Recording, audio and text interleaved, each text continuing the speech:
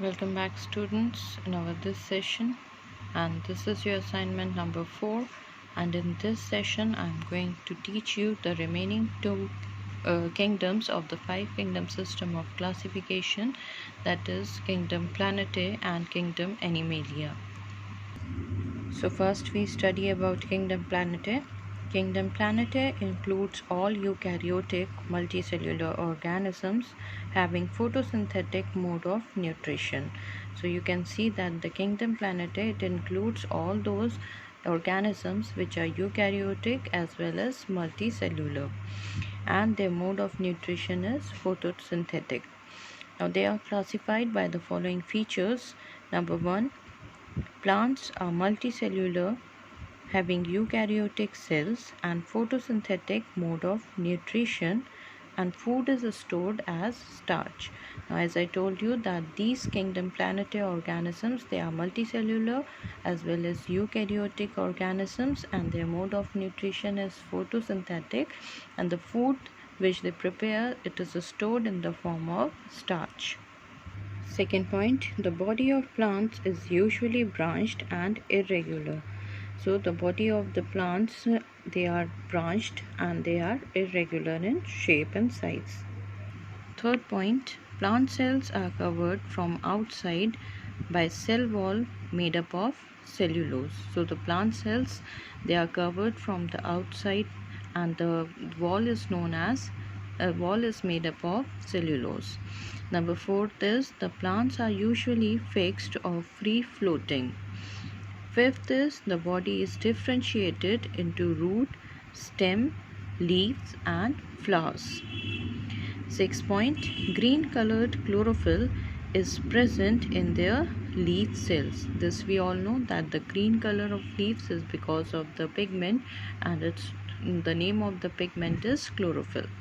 It helps in photosynthesis, and it includes algae, bryophytes and ptericophytes.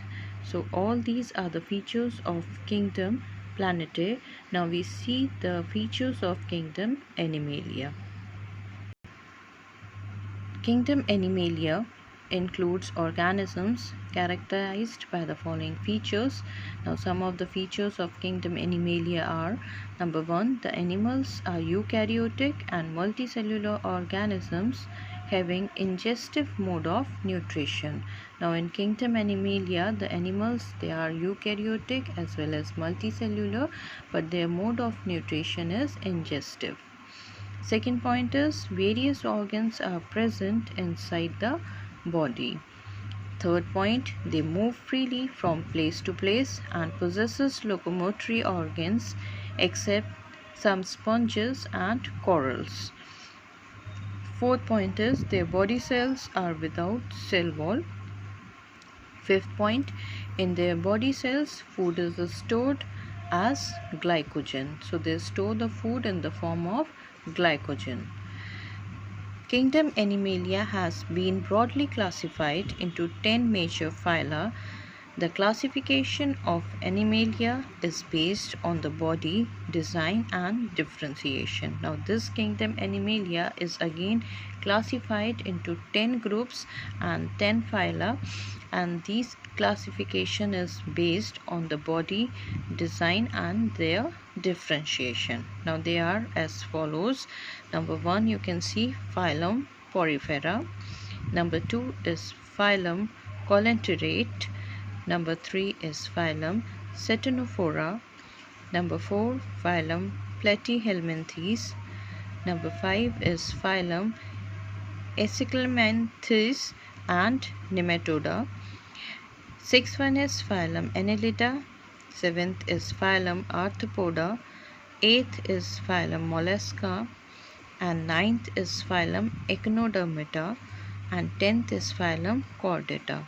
So these are the 10 phyla in which the Kingdom Animalia has been classified. Now we see that what are invertebrates and what are vertebrates. Now all phyla from Porifera to Echinodermata are grouped together under the category of invertebrates.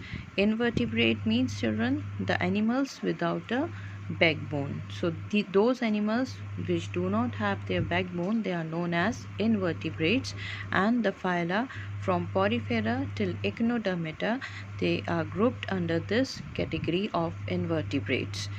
Now the phylum Chordata represents all such animals which have a backbone and are popularly called vertebrates, that is the animals with a backbone. So now you can understood that what are invertebrates and what are vertebrates. Now in our next session I am going to teach all the 10 phyla to you accordingly. Till then, thank you and stay safe.